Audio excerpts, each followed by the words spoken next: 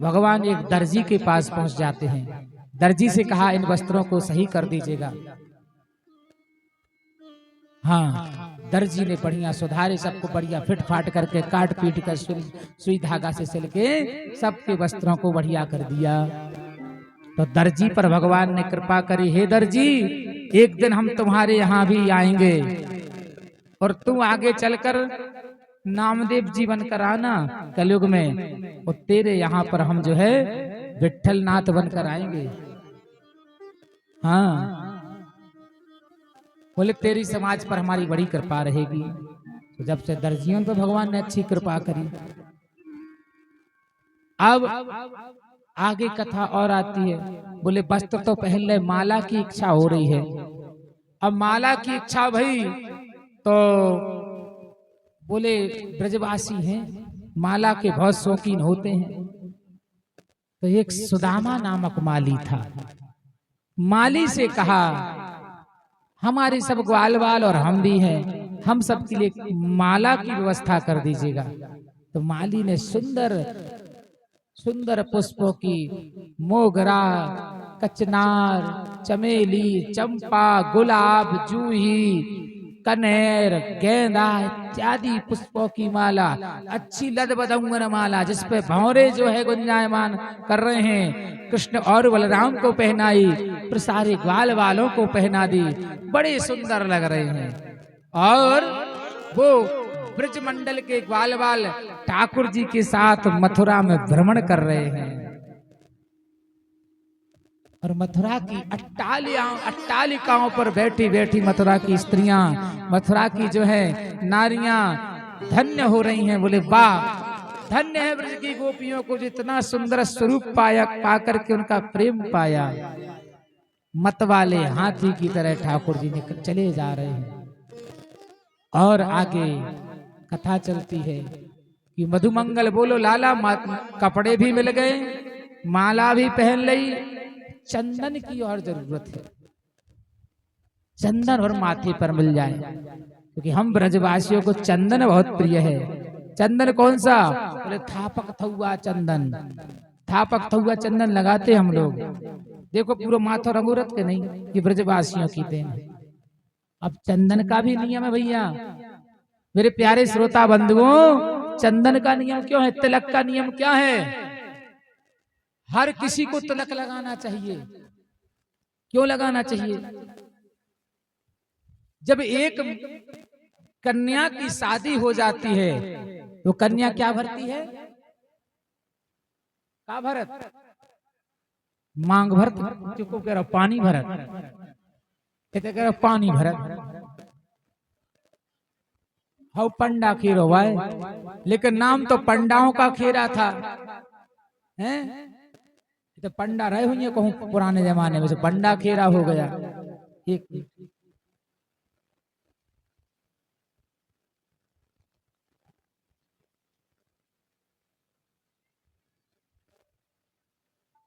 सुनो, जब कन्या का विवाह हो जाता है तो कन्या मांग भरती है। क्या भरती है? वो चिन्हित हो जाती हैं। बोले ये किसी की पत्नी हो गई है, ये किसी की धरोहर हो गई है, इसलिए मांग भरती है। वो भरती कि नहीं? हाँ। अब दूसरी बात, ऐसे ही हम किसी की धरोहर हैं, हम भी किसी के चिन्हित हो जाएं। किसके चिन्हित हो जाएं? अरे हम भी किसी को अपना सौभाग्य बना लें, किसी को अपना पति बना लें। किसको बना लें? बोले भगवान के हो जाए। किसके आदमी बन जाए? भगवान के। तो ठाकुर जी का बनने के लिए हमें तिलक लगाना आवश्यक है।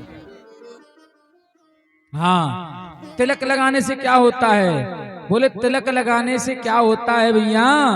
ऊर्ध्व पुंड धारये तो यमदूतम न आगच्छामि, यमदूत हमारे पास नहीं भटकते। जो तिलक लगा के रहता है 12 महीने माथे पर, उसके आजू बाजू यमदूत नहीं आते। बोले क्यों नहीं आते? बोले ये सरकारी आदमी है, ठाकुर जी का आदमी है। भैया जहां भी आप अगर कहीं भी जाओगे टीका आपके ऊपर माथे पर ऊर्ध्व पुंड लगा रहेगा, तिलक लगा रहेगा, तो आम आदमी भी आपको सम्मान की दृष्टि से देखा, भैया ये भजनानंदी है, कोई भगवान का दास है, इसलिए आपसे कोई अपशब्द भी नहीं बोल सकता, गलत शब्द भी नहीं बोल सकता है, सम्मान से बोलेगा।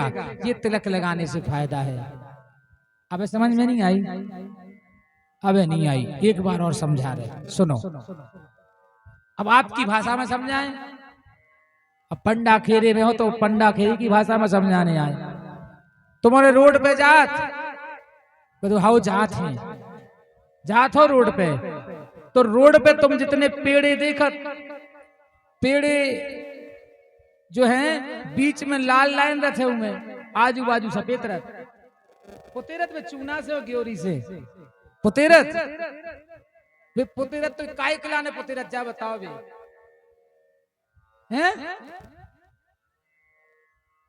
सरकारी पेड़ हैं जी, और सरकारी पेड़ को कोई काट सकता है क्या? और काटे तो क्या हुई, जेल हो जाए, जेल हो जाए कि नहीं? तो अब सुनो, अब आपको हम उदाहरण बता रहे हैं। जो दो सफेद की लाइन तो लगा लीजियो, एक लाल की लगा लीजियो, हैं? दो लाइन, एक इतने तो सफेद की लाइन लगाइए, बीच में लाल की लाइन लगा लियो, सो तुम भी को कहां लगो? सरकारी आदमी को कहां लगो? सरकारी आदमी। बोले कौन सी सरकार के? ये नकली सरकारी नहीं, ऊपर वाले सरकारी आदमी कहां लगो? बोले देखो, जब जिते भी तुम जे हो तो बस बोला जाएगा तुमसे, भैया ये सरकारी आदमी है।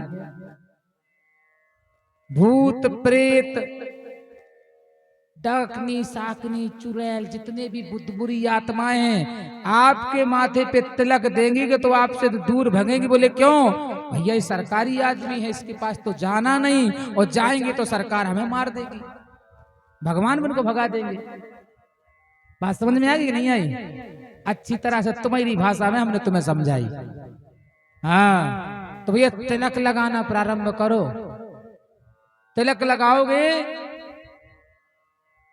तो भैया तिलक का मतलब ये भी है कि आपके पास में अगर कोई भी व्यक्ति अंत समय में मर रहा है, जा रहा है, और आप ऊर्ध्व पुंड तिलक लगाए हुए हो, वो व्यक्ति कितना भी पापी से पापी होगा, अगर यम के दूत ने देख लिया कि वो तिलक वाला व्यक्ति खड़ा है, तो यम के दूत भी भाग जाएंगे वहां से, उसे बैकुंठ ले जाएंगे, भगवान के पार्षद ले जाएंगे। ये तिलक का प्रभाव है। बोल वृंदावन बिहारी लाल की। समझ में आ गई बात? भैया हम तो समझ आई, हम काम ही समझा वो है, समझ भर जाओ बस। आगे की कथा सुनो। तो तिलक की इच्छा भाई ग्वाल बालन की, तो वहां पे कंस की एक शैलेंद्री थी जिसका नाम था त्रिकुब्जा, तो 3 जगह से टेढ़ी थी। वह 3 जगह से टेढ़ी थी, तो वह चंदन गार करके कंस को लगाने जा रही थी, और ठाकुर जी की दृष्टि उस शैलेंद्री पर पड़ी, और ठाकुर जी ने कह दिया, हे सुंदरी तुम कौन हो, ये चंदन कहाँ ले जा रही हो? और ठाकुर जी के मुख से सुंदरी सुना जब, और सुंदरी का शब्द सुनकर के ही जो है एक टक रुक जाती है वह कुब्जा। बोले तुम हमारा मजाक उड़ा रहे हो हैं? हम 3 जगह से टेढ़े हैं और तुम मुझे सुंदरी कह रहे हो, गलत बात है ये। भगवान कहते नहीं नहीं नहीं, आप सुंदरी हो, हमने आपके अंतरात्मा को टटोला है, आप अंदर से भी सुंदर हो। आप कहाँ हो, कौन हो, कहाँ जा रही हो, बताइएगा। शेरेंद्रम उवाच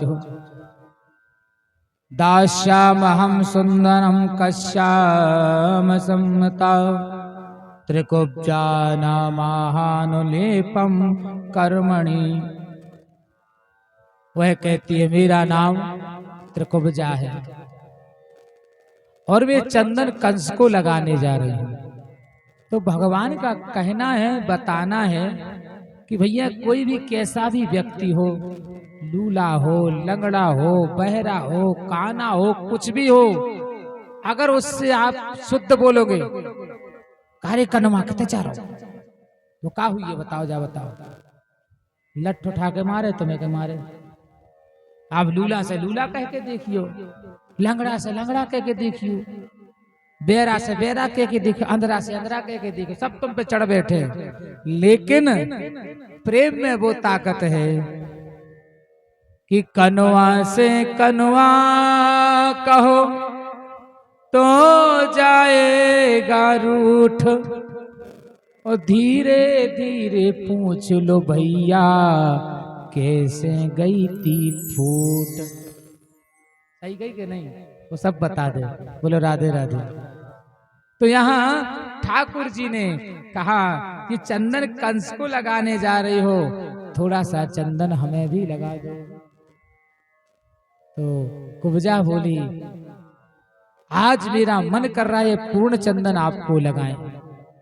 सुंदर केसर युक्त चंदन जो है बलदाव जी को लगाया, और कस्तूरी युक्त चंदन जो है ठाकुर जी को लगाया, और सभी ग्वालन वालन को भी चंदन लगाया। ठाकुर जी के शरीर पर जब चंदन लग जाता है, ठाकुर जी की शोभा और बढ़ जाती है। और चंदन लगवा करके हमारे ठाकुर जी ने क्या किया कि उस कुब्जा से कहा भैया हम फ्री में काम नहीं करवाते उसे, इसका हम पारितोष देंगे तुम्हें। और कुब्जा की भगवान ने दाढ़ी पकड़ी, एक हाथ से दाढ़ी पकड़ी, एक हाथ कुबर पे धरो, और अपने पैर के अंगूठे उसके दोनों पैर दबाए, और ठाकुर जी ने एक झटका मार दिया।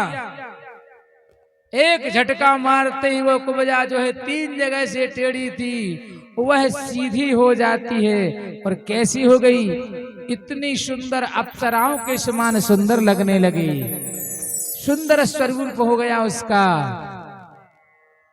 किशोर अवस्था में प्राप्त हो गई।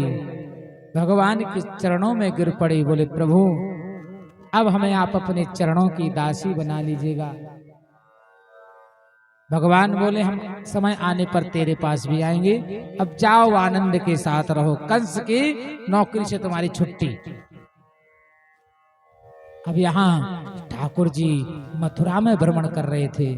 मथुरा में भ्रमण करते करते कहाँ पहुंच जाते हैं, मथुरा के बाजार में पहुंच जाते हैं। पता चला कि यहाँ पर इंद्र का जो कंस ने शिव जी का धनुष रखा है, बोले वह धनुष कैसा है, वो धनुष ऐसा था कि जो उस धनुष को तोड़ देगा तो कंस का वध निश्चित था। जब तक वह धनुष था तब तक कंस था। हाँ, ये कंस कहां से आ गया, कौन था ये कंस जो है द्रुमलिक नामक राक्षस का अंश जो है पुत्र था। महाराज अग्रसेन की पत्नी का नाम था, उग्रसेन की पत्नी का नाम था पवन रेखा। पवन रेखा ऋतु काल के बाद जो है बगीचे में विहार करने जा रही थी, तो पवन रेखा को देख करके द्रुमलिक नामक दैत्य उन पर मोहित हो जाता है, और उग्रसेन का वेश बना करके पवन रेखा के साथ उसने रमण कर लिया। जब पवन रेखा ने देखा ये तो महाराज उग्रसेन नहीं है, ये तो कोई दैत्य है, वह श्राप देने को उद्यत हुई। तो वह द्रुमलिक बोला अरे देवी, ये जो तुम्हारे अंदर तेज गया है ये कोई ऐसा वैसा नहीं है, ये काल नेमी राक्षस था ना, काल नेमी राक्षस, उसका अंश जो है मैंने तेरे गर्भ में डाल दिया, वही कंस बनकर आएगा। अच्छा, कालनेमी राक्षस को किने मारो तो जा बताओ, रामायण सुनी है, हनुमान जी ने मारो तो कि नहीं। अब सुनो, कालनेमी राक्षस की जो मनसा कहा थी कि हमें भगवान मारवे, उसकी इच्छा थी। तो कालनेमी राक्षस का वध जब हनुमान जी ने किया तो अंत समय में उसने कहा मुझे तो भगवान के हाथों मरना था तो मेरा उद्धार हो जाता। हनुमान जी आपने मारा है तो हम कहाँ जाएंगे? बोले रहोगे तो भगवान के धाम में, लेकिन तुम्हारी इच्छा अब नहीं हुई है पूरी। अब बोले कब होगी? बोले द्वापर में होगी। बताओ, त्रेता से द्वापर में वही काल ने राक्षस का अंश जिसकी इच्छा थी कि भगवान के द्वारा मरे और उद्धार हो, तो आज वही कंस बन के आया। भगवान मथुरा मंडल में भ्रमण करते हुए धनुषशाला में पहुंच जाते हैं। अब धनुषशाला में पहुंच गए, यज्ञशाला में पहुंच गए। पहरेदारों ने रोका, भगवान नहीं माने और धनुष को उठा लिया और धनुष को उठा करके और उस पर प्रत्यंचा चढ़ाई। जैसे तुलसीदास जी ने लिखा है कि लेत चढ़ावत खेचन गाणे और काहू न लखा देख सब ठाणे। ऐसे ही भगवान ने उस धनुष की प्रत्यंचा चढ़ाई और धनुष देखते ही देखते दो खंडों में टूट जाता है। बोले वृंदावन बिहारी लाल की जय हो। धनुष का खंडन हो गया। अब ग्वाल बालन ने कही बोले वृंदावन बिहारी लाल की। बोले अब कंस का काल आ गया। सारे सेवक भागे भगवान को मारने के लिए। तो सारे जितने भी राक्षस थे, जितने भी रक्षक थे, सबको मारो। भगवान ने अच्छी जो है धुलाई करी। कैसे करी? हाथ से नहीं, कोई धनुष के टुकड़े से मारो सबके लागे। सारे भागे कंस के पास में। बोले महाराज धनुष टूट गयो, अब तुम्हारा भी काम होए वारो है। कंस को नींद ना आवे, मतलब कंस दार खा रहा तो दार राहर की दार उमे जीरे डैरत, तो जीरे में भी कालो कालो कृष्ण दिख रहा हो तो भाई। हाँ, अब कंस को कैसा लग रहा है? कंस देख रहा है कि अपने जब दर्पण में अपना मुख देखता है तो उसे अपना प्रतिबिंब नहीं दिखाई दिया। चाहता है तो उसकी परछाई में उसको छिद्र दिखने लगता है। समझ लो, जब मृत्यु के लक्षण हैं ये मृत्यु के लक्षण है। जिसकी मृत्यु आनी है तो पता है समय आ जाता है ना उसका, तो शीशा में मुंह देखेगा ना तो उसका अपना सिर नहीं दिखेगा और परछाई में उसे अपनी छिद्र दिखेगा। समझ जाना कि भैया अब समय आ गया, हम आओ। तो भी सुधर जाओ, भगवान के भजन में लग जाओ, हो जगत कल्याण हो जाए। तो डराऊ लगत आदमी हैं, डराऊ लगत के नहीं। तो अब मथुरा वाले बोले अब जो है कंस का काल आ गया। कंस ने कुबलिया पीड़ हाथी जो है लगा दिया। बोले अब इसके द्वारा वध हो जाए। कुबलिया पीड़ हाथी।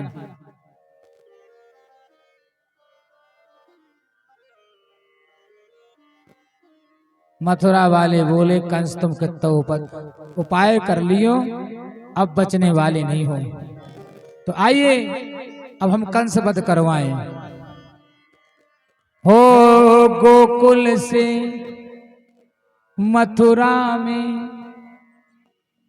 हो गोकुल से मथुरा में नंद का लाल आ गया, कंस का काल आ गया। नंद का लाल आ गया, कंस का काल आ गया।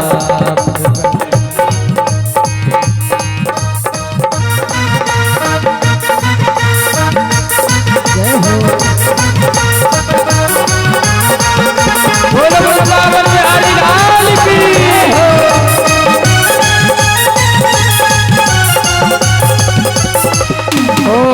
गोकुल से मथुरा में, गोकुल से मथुरा में, गोकुल से मथुरा में नंद का लाल आ गया, कंस का काल आ गया। नंद का लाल आ गया, कंस का काल आ गया। नंद का लाल आ गया, कंस का काल आ गया।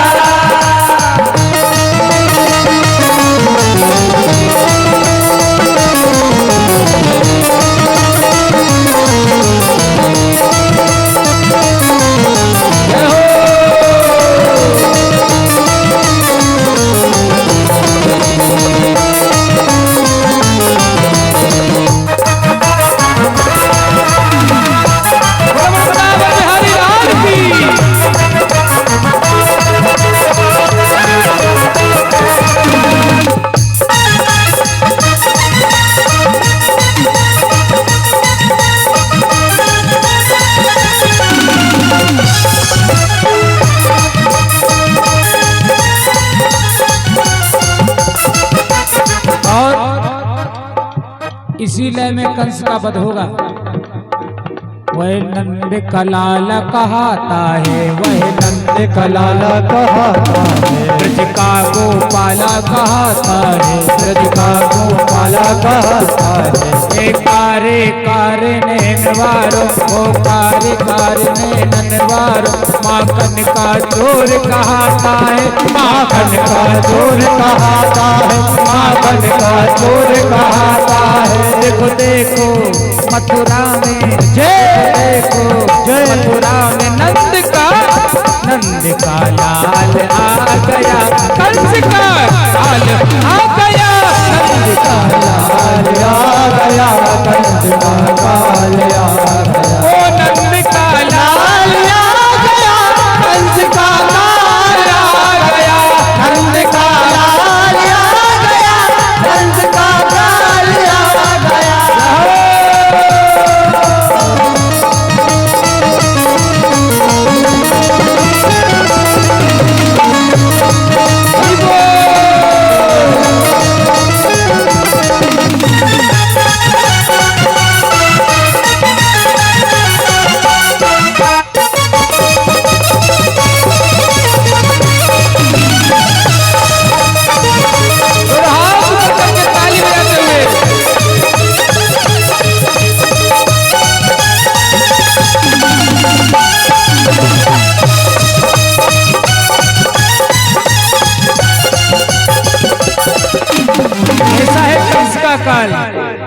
वो भक्तन का रखवाला है, वो भक्तन का रखवाला है, वो भक्तन का रखवाला है, वो भक्तन का रखवाला है। दुष्टों को मारने वाला है, दुष्टों को मारने वाला है। गिरवर नख पे है उठाया, गिरवर नख पे है धारा है, वो ब्रज को बचाने वाला है, वो ब्रज को बचाने वाला है, वो ब्रज को बचाने वाला है। भक्तन को भक्तन की लाज रखने, भक्तन की लाज रखने कंस का काल आ गया, नंद का लाल आ गया, कंस का लाल आ गया, कंस का लाल आ गया, कंस का लाल आ गया, कंस का लाल आ गया।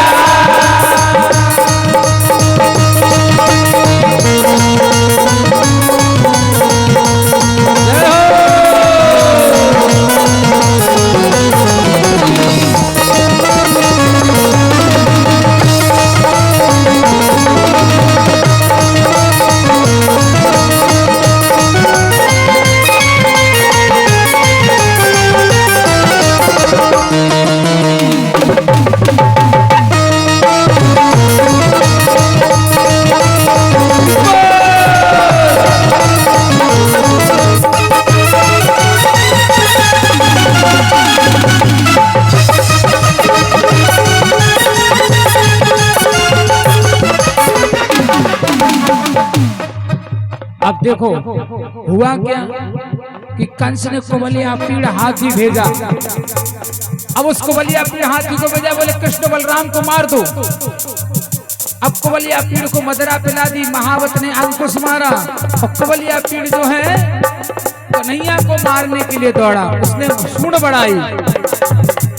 भगवान ने उस कुबलिया पीड़ की सूंड पकड़ करके ऐसा घुमाया, ऐसा घुमाया, ऐसा घुमाया कि जैसे छोटा बच्चा सूखी पत्ते को घुमा करके फेंक देता है।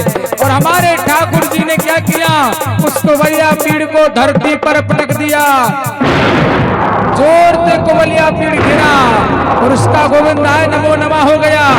मथुरा वाले बोले नंद का लाल आ गया, कंस का काल आ गया, नंद का लाल आ गया, कंस का काल आ गया। देखो नंद का लाल आ गया, कंस का काल आ गया, नंद का लाल आ गया, कंस का काल आ गया।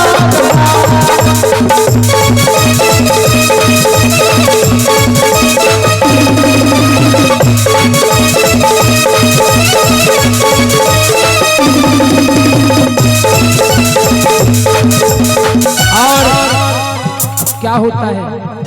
अब रंगशाला में भगवान पहुंच गए, कृष्ण और बलराम। सारे मथुरावासी भी देख रहे, ब्रजवासी भी देख रहे, ऋषि मुनि भी देख रहे, बच्चे भी देख रहे, बूढ़े भी देख रहे। जाकी रही भावना जैसी प्रभु मूरत देखी तेन ऐसी, मल्ला नाम सर्वनाम निर्वणा नाम।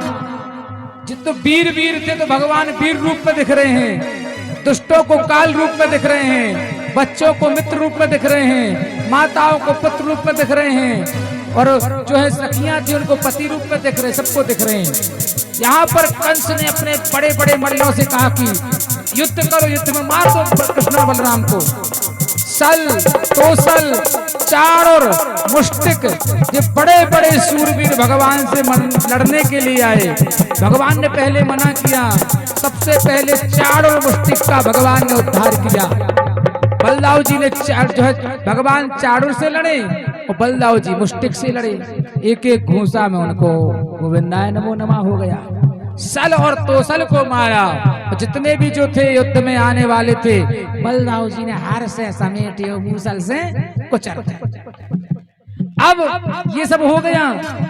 इतने में मथुरा वाले बोले अरे अभी तो और बाकी है, लेकिन बोलो नंद का लाल आ गया, नंद का लाल आ गया, नंद का लाल आ गया, नंद का लाल आ गया, नंद का लाल आ गया, नंद का लाल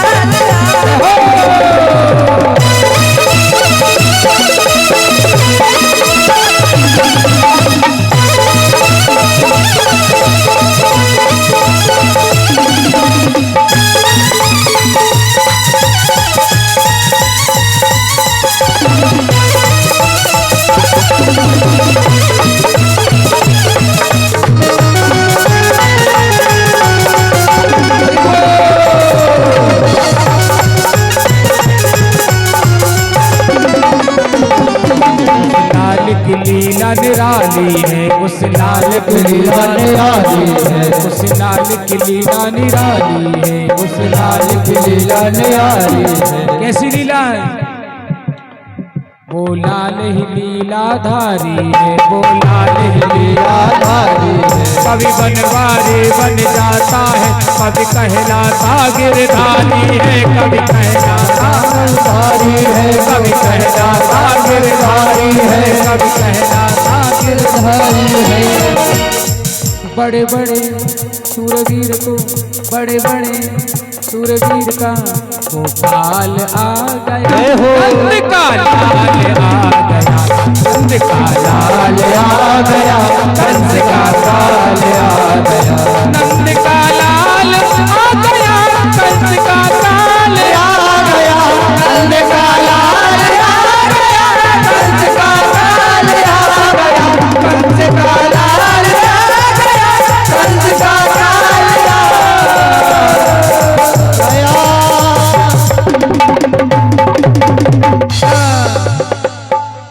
अब कंस घबरा गया, बोले अब का हुआ बताओ। इन्हें सल तोसल मार दे, चाड़ोर मार दे, मुष्टक मार दे, बड़े बड़े वीरन को मार दिया। अब भगवान ने देख बलदाऊ जी से कहा चलो मामा जी से मिले आए, मामा जी से पांव परवा ले में। तो भगवान ने बलदाऊ जी के साथ एक छलांग मारी, सो कंस बैठो तो वो ऊंचे मचान पे। बोले अब वो सोचे कि तो बचे ही रहे हम, इधर तो आईना पे बहुत से सैनिक खते होते बचावे के लाने। बलदाऊ जी ने सब एक एक तमाचा में सब सैनिक काऊ के दांत टूट गए, को ओंठ कट गए, काऊ के कान फट गए, को सिर अलग होगा, एक एक तमाचा में ऐसे मारे हैं। और कंस के पास ठाकुर जी पहुंच जाते हैं।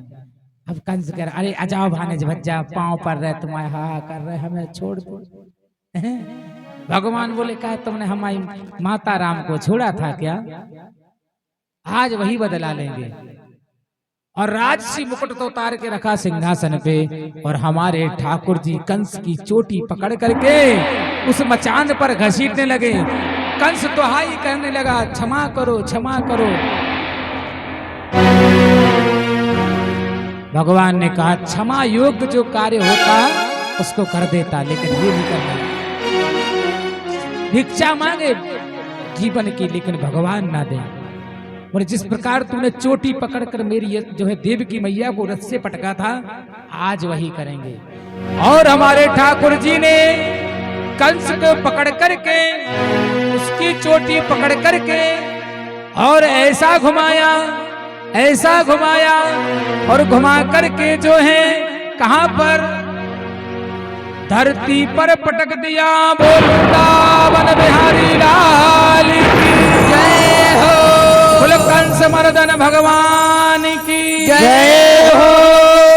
सुखदेव जी महाराज कहते हैं, प्रग्रह केशेषु चलत करेटम निपात्य रंगो परे तुंग मंचात् तस्योपरिष्टात् स्वयमनाब्जनाभ पपात विश्वाश्रय आत्मतंत्र। कंस को जो है भगवान ने धरती पर पटक दिया। सब जने चुपचाप हती को जाने मरो के नहीं मरो, काहू ने कछु नहीं कही। भगवान बोले अभी भी शंका में है सब जने, तुम्हारे अभी शंका में हो के मरो के, अबे नहीं मरो, अबे नहीं मरो, अबे नहीं मरो, लग रहा होगा अबे नहीं मरो। तो हमारे ठाकुर जी ने क्या किया, संपूर्ण विश्व का भार अपने अंदर समेट करके और एक छलांग मारा जो है लगाते हैं हमारे ठाकुर जी, छलांग मार करके कंस की छाती पर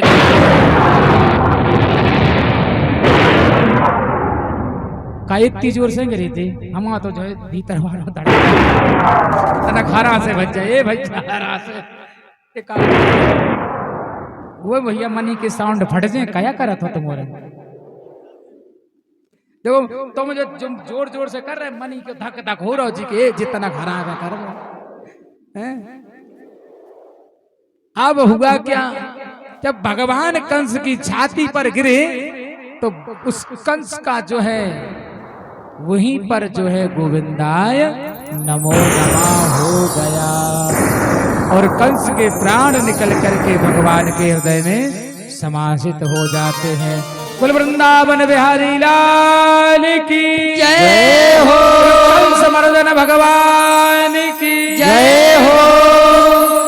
और इसी क्रम में श्री मोतीलाल यादव ग्राम पंडाखीरा, इनकी तरफ से 100 रुपया भागवत भगवान के चरणों में आए हैं और 50 रुपया भज्जू राय चक्की वाले की बेटी मानसी राय, दीपिका राय, देव राय, इनकी तरफ से 50 रुपया भगवान के चरणों में आए हैं। बहुत बहुत धन्यवाद। इन सब के ऊपर भगवान की कृपा बनी रहे। बस इतनी सी खुशी है भाई कंस की तुम्हारे को, काओ हमारे सोचना में हो तो कितनी खुशी होती, गोबरिया भर होती। और 50 रुपया प्रेमपाल की तरफ से आए हैं, बहुत बहुत धन्यवाद। हैं तो यहाँ भगवान ने कंस को मारो, तुम तो ऐसे बैठे जैसे सो रहे हुए अच्छी घोर नींद में। अच्छा जा बताओ कन्हैया वाले कितने हैं, हाथ उठाओ। हमारे कन्हैया वाले कितने, हाथ उठाओ। बिहारी जी वाले कितने हैं, बाकी बिहारी जी, कन्हैया कृष्ण कन्हैया वाले बस इतने सही हैं। चलो अपने अपने हाथ नीचे कर दो, इतने सही हैं कन्हैया वाले। चलो कंस वाले हाथ उठाओ, कंस वाले उठाओ हाथ। हैं को नहीं तो डर की को लग रहा हूं। कंस वाले हैं ते हैं एक अकेले ही आदमी को लग रहा हो डर के, बताओ जो है एक अकेले कंस वारो आदमी, तुम कछु ना कहो। अरे भैया तुम्हें खुशी भई हो भगवान ने कंस को वध करो, तो भगवान के लिए क्या ताली नहीं बजा सकते तुम्हारे? ए भगवान इतनी सी ताली, इतनी तो हम 4 जने बैठ के बजा ले तो आवाज आ जाए, जोर से बजाओ। बोल वृंदावन बिहारी लाल की जय हो। यहाँ पर ठाकुर जी ने कंस का वध किया।